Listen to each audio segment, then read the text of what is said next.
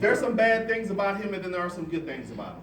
All right. I'll tell you those few good things. All right. We won't we'll spare y'all the negative stuff. It's everywhere. So he's a businessman. That's first and foremost. One thing I can say that you probably can expect is that for there to be considerations and to be concessions and provisions, tax-wise, opportunity-wise, for those who are in business. So, what does that mean? Deregulation was passed a long time ago. Carter did it. The Fair Energy Act was passed in the 70s. It took all this time down. When that act was passed, it also brought in telecommunications, it brought in banking, it brought in all those other things.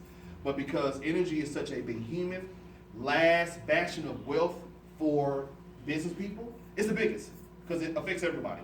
So it took as late as in the late 90s before the first state was able to enact deregulation, and that was California. So what you will find now that business people tend to benefit whenever there's deregulation.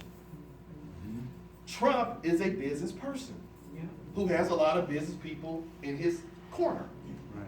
So, Rick Perry, the former governor of Texas, who is now about to be, I forget his position, he's about to be appointed to. His what? Energy secretary. Okay, now this is what the owner, Rob Schneider, was sharing with us a long time ago. 'Cause let me tell y'all something. I like giving y'all some history facts.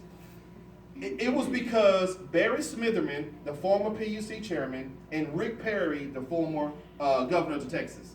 It was because these guys said, we're business people, deregulation is a good thing because it drives down prices through competition.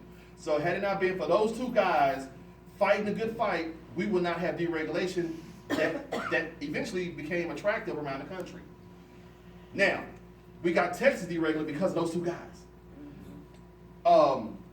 We always felt that it would be really cool if Rick Perry were to become, I guess, the energy secretary. Now it looks like he's about to become that. Do y'all understand what that means? That means you're talking about accelerating deregulation across all 50 states. Wow. It's fixing to get really, really amazing for those of us who are in business. Can you imagine going to Louisiana and energy is competitive? Wow. Are you serious? That's a 2-hour drive all the time. Arkansas, Oklahoma, you imagine these people saying, you know what, I've been hearing about Texas and the rates at company stream and people making money. This is about to get real crazy real fast. Right. Everything else, and let me tell you something, guys. I got a video I want to show y'all. It doesn't matter really who's in the office, the personalities per se, as long as things are happening that you and your family can benefit from. Right. Now, there people have character flaws. You know, I'm not the one to judge and cast character assessments on people. We all got our stuff. But I will fight and I will be a proponent for things that I feel will serve and help people. Right. I'm a proponent for people. I'm an underdog fighter. I want the average basic folk out here to be able to come up, have a life preserver, That's right. have a plan B. That's why I stay so grounded. That's why I stay here, because it's too much money for us to be missing. All right. There's nothing can explain, nothing I can say, explain, show you that will actually prepare you for what it will feel like for you to get these large checks on the 15th, like today. Yes, sir. Whether you do anything or do something, whether you roll over and hit the alarm clock or roll out the bed and go play golf, whatever, that money comes in, and I promise you y'all, it is the 8th wonder of the world. Ain't nothing under the sun like it financially. It's nothing like it. And it just keeps going every month, like LeBron said. And what's so great about this strategy, this idea of a business, that when you bring people to the water well, and they have the ability to drink because they're thirsty, do you think they're not going to take advantage of it? All right. Especially when everybody got to have water. Right. Y'all understand All right. this? All right. Electricity is not going anywhere. No, that's right. There's not going to be a That's right. box that you bring into a house and everything electronic is taken care of. That's right. It will be those poles and wires, and it's never going to be free. You have it today, you die. And guess what? It's never gonna be, it's gonna always be here. So my point is this, guys, that you have to look at the writings on the wall.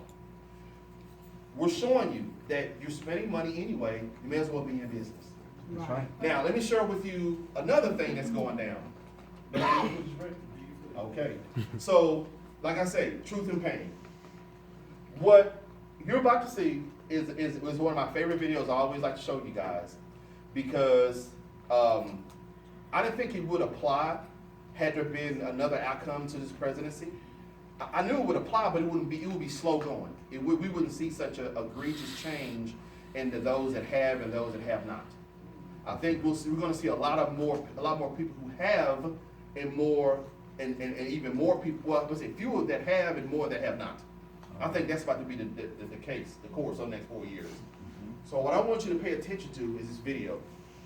It came out maybe about 4 or 5 years ago, and it was for us to see where things are financially. Where is the distribution of wealth?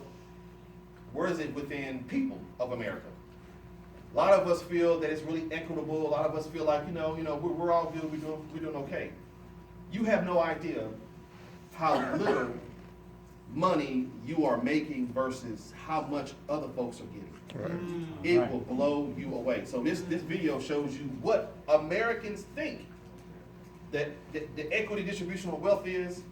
It even talks about and shows you what we figure the equity distribution of wealth should be. And then this video goes and shows you what it actually is. Mind you, this is 4, 5, maybe 6 years ago. And as a matter of fact, I showed a clip maybe from a year ago, 2 years ago, and the increase in wealth for those at the very top almost tripled in a short amount of time. All right. So y'all gotta understand something. You got a president that's for business. That's right. So don't be so upset. Find a way to get into business. Right on. And you also have a post position held by someone from a champion for deregulation, who is now about to be a champion for deregulation on a more federal level. Y'all follow me? Success leaves clues. So let's roll this beautiful bean footage.